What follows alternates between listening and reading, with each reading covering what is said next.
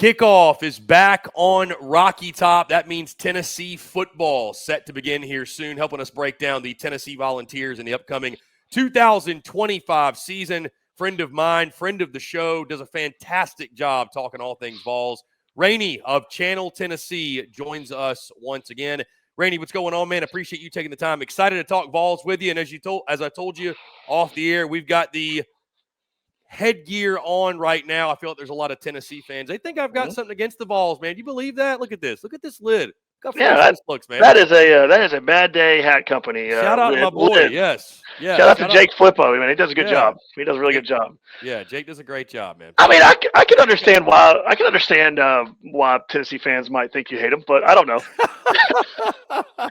No, it's all love. That's what I'm saying. I'm in the state of Tennessee now, even though I know I'm in the capital of Vandy, but I'm in the state of Tennessee, just down the road. Going to be in Rocky Top very soon, so just want to let Vol fans know it's all love. But again, really excited to chat with you, Rainey. We got a lot to get into. Obviously, this 2025 season, a lot on the line. I want to start first, if you don't mind, look back at 2024 and kind of how we got to this point, because 2024 was a great season in Knoxville, right? You go 10-3, 6-2 in SEC play. I mean, you beat Alabama. You make the college football playoff. Obviously, it ends in bitter fashion. The way it went down, losing to Ohio State in the first round, and the way that game went. But when you compartmentalize, Rainey, the 2024 season, when you look back on it, you know, what stands out to you? And, I mean, how do you compartmentalize it? Again, it was year 4 of Josh Hypel, and you make a college football playoff. When I think about the 2024 season, I think about Dylan Sampson, and I kind of want to get into the Nico Iamaleava thing, because the entire country, any analyst or whatever of that profession, thinks that us losing Nico from last year is like the doomsday apocalypse. It's going to happen. But the thing that I really want to talk about the 2024 season, it was a Dylan Sampson show, because if you look at Nico Iamaleava last year, I think you got to look this up, but I think he threw like 19 touchdowns and 5 interceptions. I mean, if you're telling me that is just the end-all, be-all, Tennessee is doomed for this upcoming season, I think you're crazy, because I think looking back at the 2024 season, it's more of a testament of Dylan Sampson and Josh Hypel, because Nico, I'm just going to flat out say it, he sucks. Like, he sucked. He wasn't good. He wasn't good. We went, I believe, three games without scoring a touchdown in the first half. 3 games. So that is a big point from the 2024 season, and we went 10-2. So that's even crazier that we couldn't barely score. And they say that, you know, we averaged like 33, 34 points a game last year, but we also put 71 up on the worst college football team in FBS. And the majority of those big scoring games were against crappy teams. And then we had those other games against like Arkansas and those type teams where we put up a goose egg in the first half. So 2024 has a weird season, man. You were at the Florida game in 2024.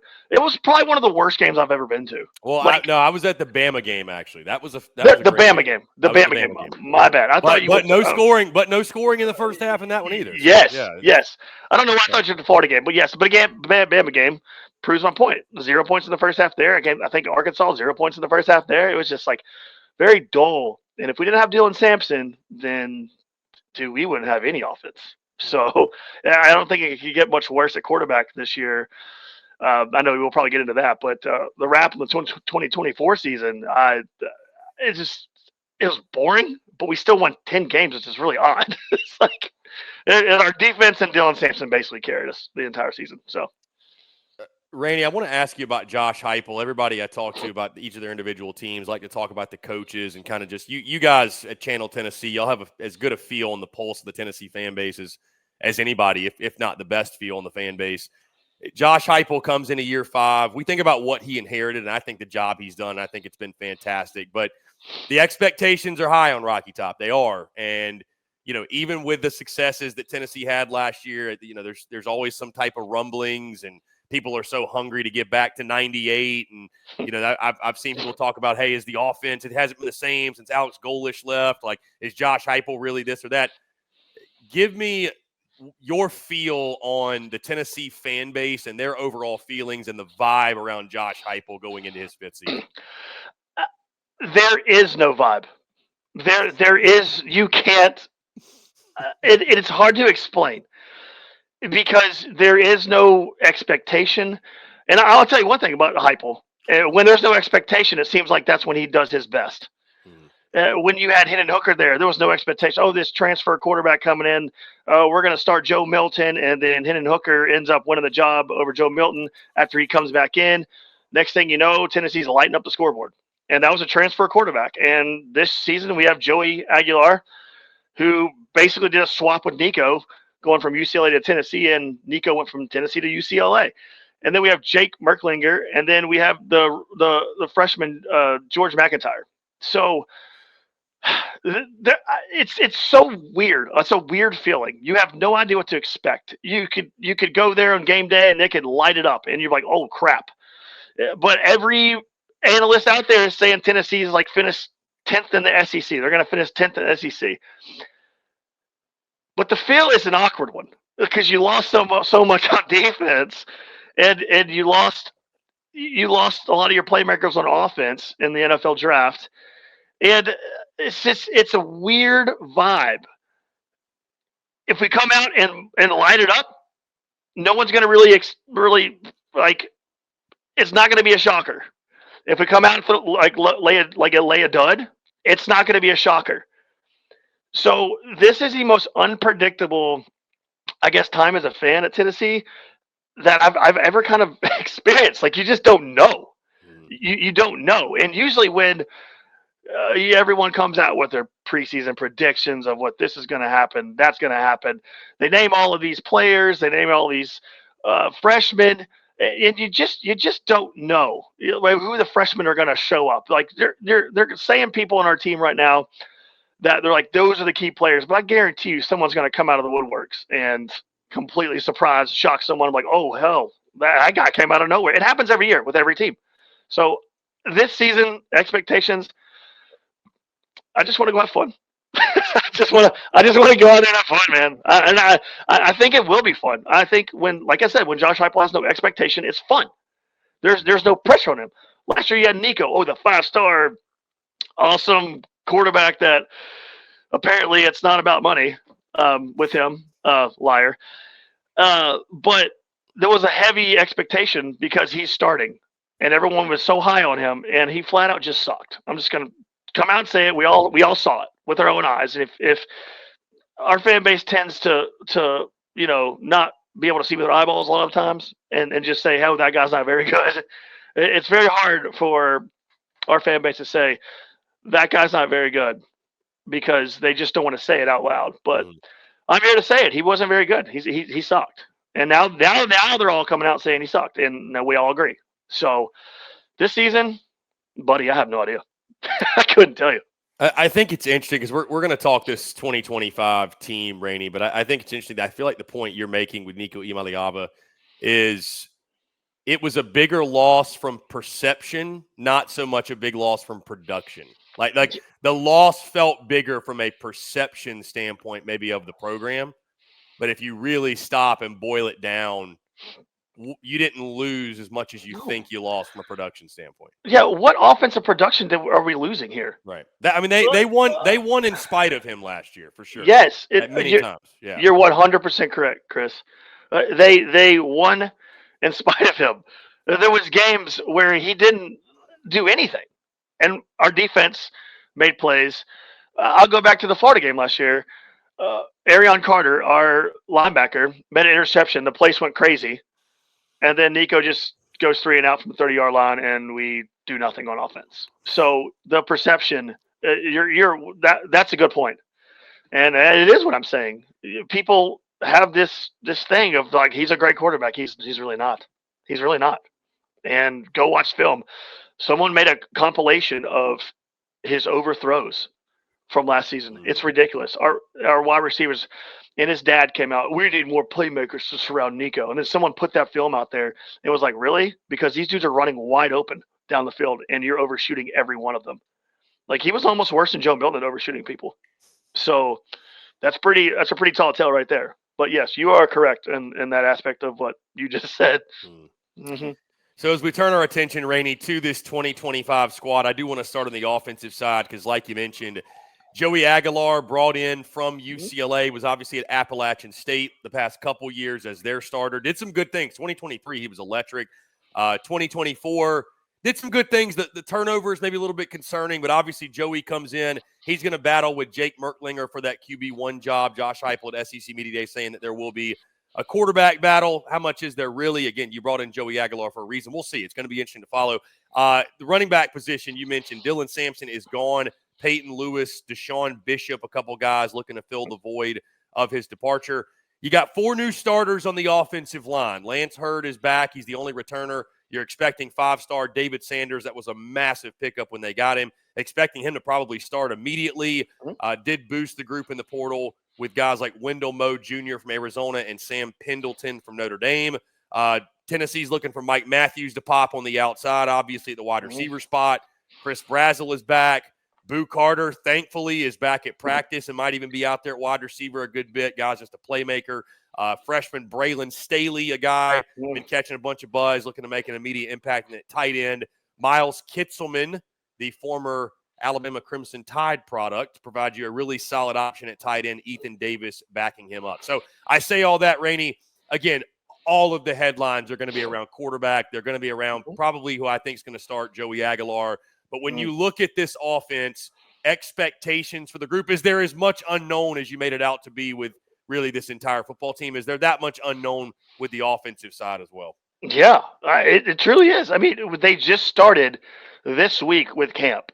And, of course, everyone freaks out about a guy, standing there at 707 throwing a ball down the field. Like, oh, man, look at that throw. Like, it's 707, guys. Like, and you just don't know. We don't know. Nobody knows.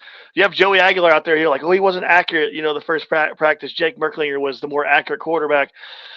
We have one of our offensive linemen saying like he's got the respect of us. Jake talking about Jake Merklinger. Players love Joey Aguilar too. I mean, you had a chance to go, hang out with him for a little while. Him and Miles Kitzelman. And the chemistry between him and like Miles, you would think they've known each other for years. And they just met, and like they were just joking around and messing around. It's like they've already formed a connection, and I'm pretty sure that's how Joey Aguilar is with the rest of his teammates. Like people like him a lot, but it's so uncertain of how they're going to play. But I will say this: if you go watch Joey Aguilar's film, that dude is not afraid of anything. He'll throw an interception and he'll come back and still just launch it down the field. Like he's not afraid of anything. And honestly, to tell you the truth, if Joey is the guy, there's going to be a lot of times where he's going to frustrate you. And based on the film, there's going to be a lot of times where you're like, holy hell, that was awesome. He's not afraid to run. The dude is a quick decision maker when he's scrambling. He's kind of got like a Brett Favre-ish tendencies where he doesn't care. I'm going to let my playmakers go make plays. And our wide receiving room, Deontay Thornton, Mike Matthews, Braylon Staley, Chris Brazzell. I forgot about Chris Brazzell out there. Those are the kind of dudes that you just got to try to get the ball in their hands. And last year, our quarterback really couldn't do it down the field.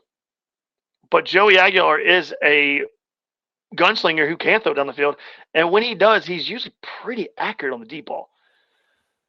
But he's come from App State, and last season at App State, they had one of the worst offenses in the country. Like they had no playmakers. He was out there the entire game. He just had to do anything and everything he possibly could to spark anything because they had to score like 40 points a game just to even be in it. Mm-hmm. So I think that could be the case this year with Tennessee. I think Josh Hypel is going to do that thing where you go out there and you sling it, and whatever happens, happens. Josh Hypel it's just whatever's thrown at him. He seems to do pretty well at. He doesn't seem to panic. His teams usually play pretty well. They play better than they always seem to play better than what's expected of them. So this year they're not expected to do anything. And when they're not expected to do anything, usually that's when things are pretty good. So we shall see, but there is absolutely no feel for what's about to happen. None. Now, Rainey, the other side of the football, I would argue it should be the strength of this football team this season, even with the losses. You got 4 seniors on the D-line back, led by Bryson Eason, Dominic Bailey, and Joshua Josephs on the edge. Jeremiah Thielander and Arion Carter both are back at linebacker. I believe Carter is your returning leading tackler from a season ago. Jermod McCoy, who's coming off the injury, but him and Ricky Gibson III give the ball as one of the best cornerback duos in the SEC. Jermod McCoy, I believe, was rated the best corner on the video game for whatever's that worth, right? He's pretty good. Pretty good. Boo Carter obviously figures to be an impact player at the star position. You've got Andre Turrentine and Andres Farouk manning the safety spots. Just talk about the defense, Rainey, what you're expecting from them. Again, you lose some headline guys, like a guy like James Pierce off the edge, but again, this should be the strength of the football team. You did forget to mention Colton Hood. I did forget to mention Colton. He apparently is pretty damn good. We haven't seen it yet in the SEC, but from what I've heard, the guy is pretty good. I'm going to go out on a limb here and say Josephs is going to be better than – you just said his name. My mind just went blank. James Pierce. I'm going to go out on a limb and say Josephs is going to be a first-round draft pick this next year in the NFL draft. He's going to have a better season than James Pierce.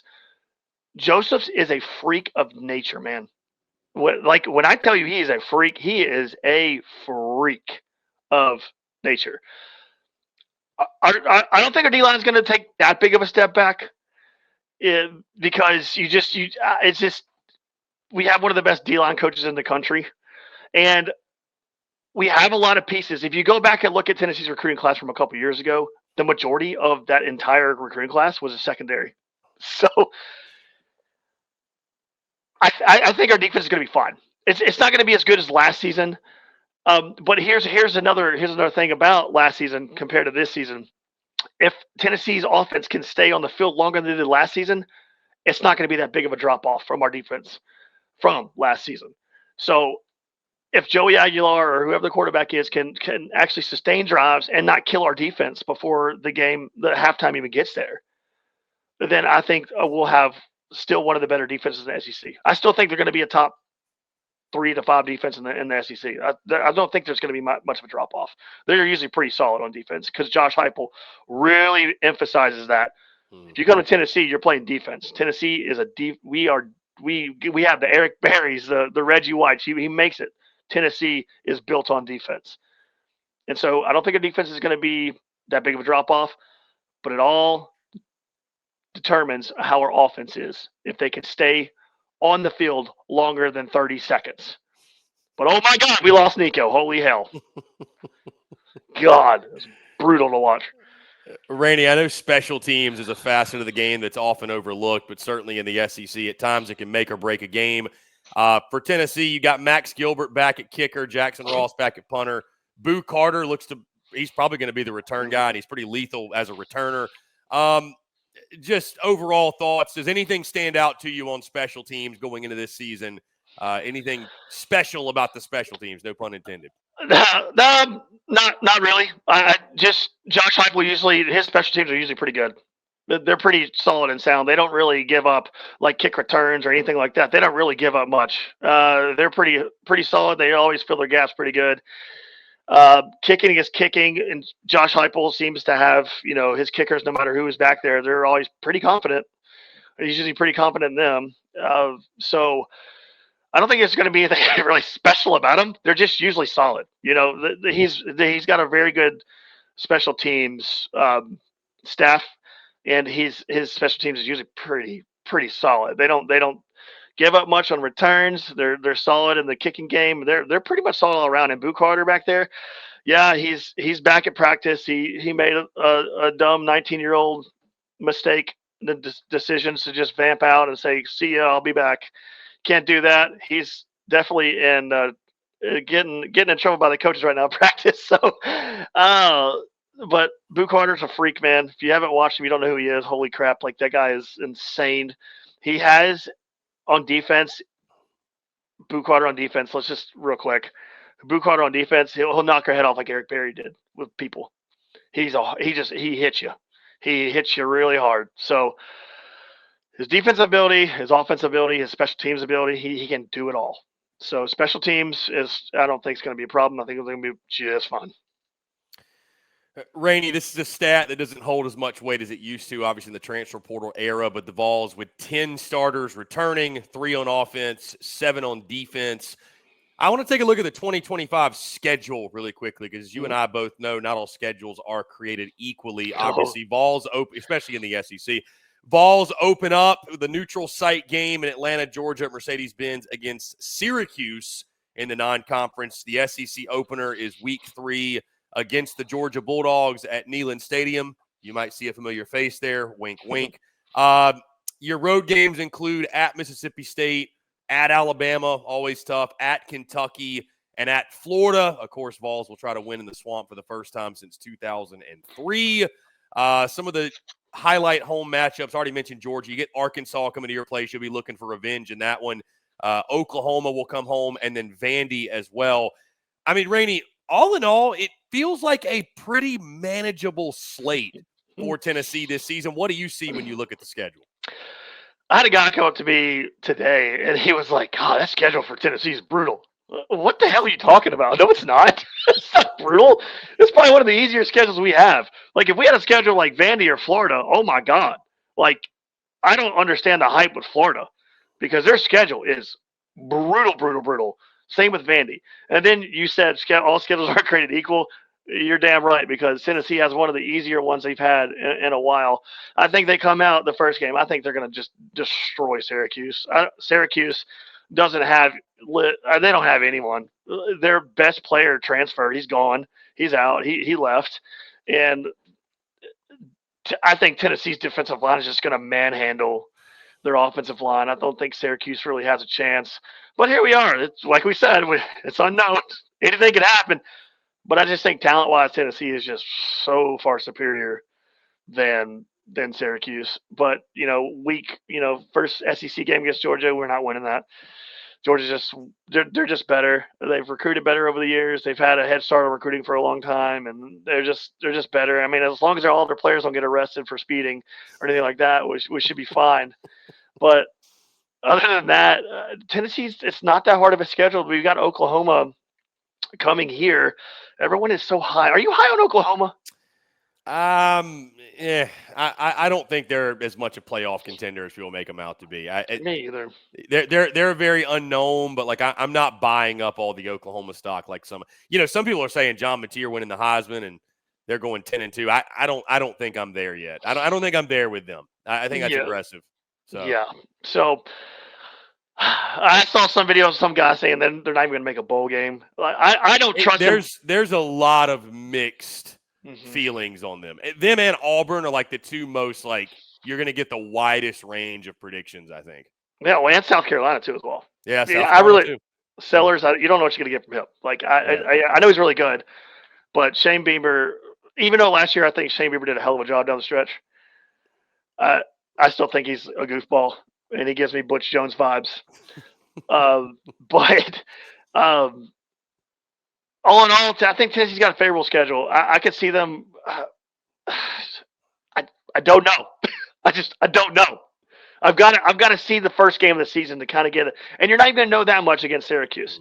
But I just got to get some type of vibe in 30 days, 29 days come tomorrow, of what Tennessee is going to look like on offense.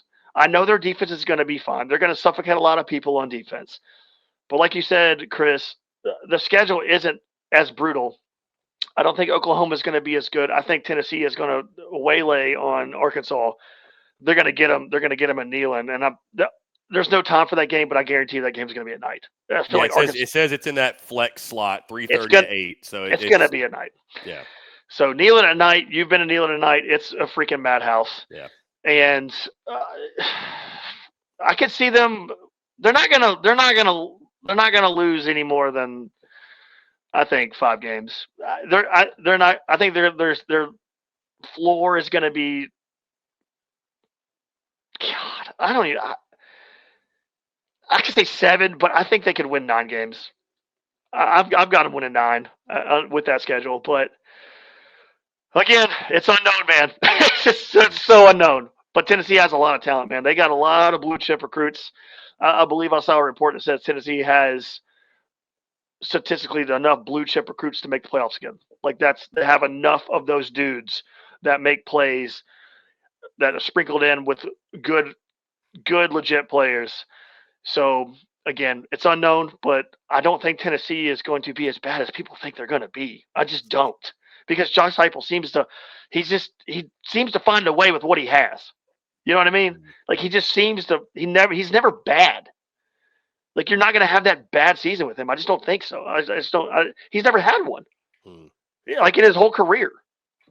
On that note, Rainey, I want to ask you this kind of on a lighthearted note, because, you know, I posted this on social media last week, and I stand by it, that it just, of the teams that made the playoff last year, I don't think any of them have had as tumultuous an offseason as Tennessee has had. And obviously the Boo Carter thing worked itself out, but that's when that was going down. I'm just like, it felt like for a minute there, I'm like, man, Tennessee just cannot catch a break. I mean, it's like, it feels like this program's on the up and up, but then you got people hitting the portal, and you got Nico, that whole situation. Now Boo Carter looked like he might dip.